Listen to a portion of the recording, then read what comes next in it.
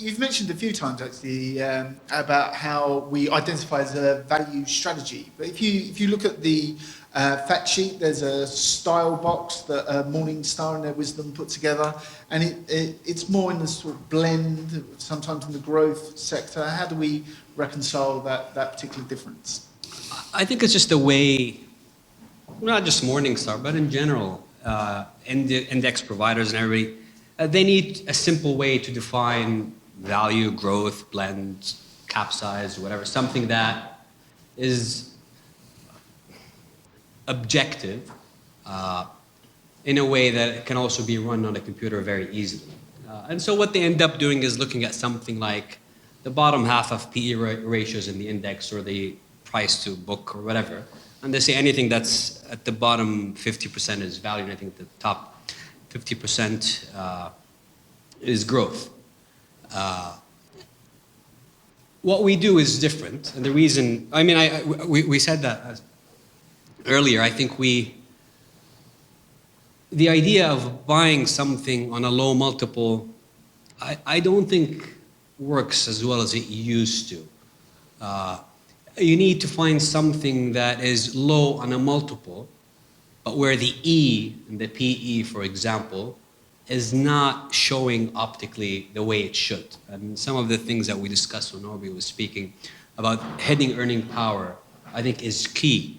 It's computers, I think, have arbitraged away a lot of those low multiple opportunities. The other way of thinking about it is the way I think about shopping. And there are two ways to shop. Let's say for apparel. The first way, which we prefer, most people did, is to go to a Nordstrom full-line store, have amazing service, pay full price for the item, and walk out happy and satisfied. And that would please us very much. But life has people like me who prefer to go to the Nordstrom Rack, which is their off-price store. And there you'll buy the same quality items, maybe off-season or a season older, but you'll buy them at 40, 50% cheaper.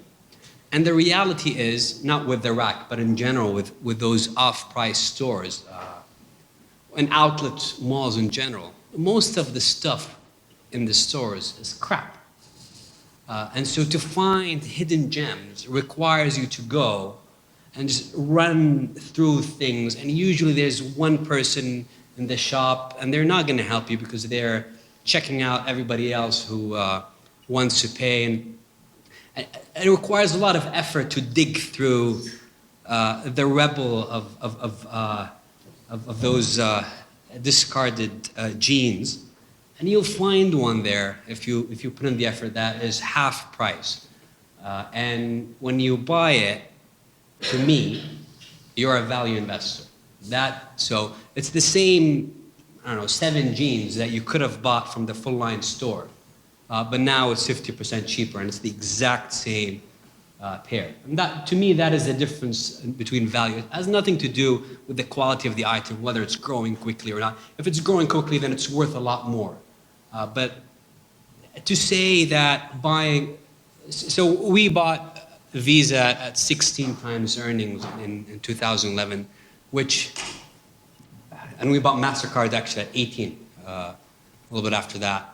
And that wouldn't fit the optical value. But here's a company that's growing high 20% a year with visibility out. I mean, at the time, the visibility was 20 years. Maybe now it's shorter. We've got a lot of visibility. And so the growth part of it there, this is a company that's probably worth 30 times earnings that you're buying at 16. To me, that is your margin of safety. That's value, as opposed to buying a company that's declining at 12 times earnings and it's actually worth 10.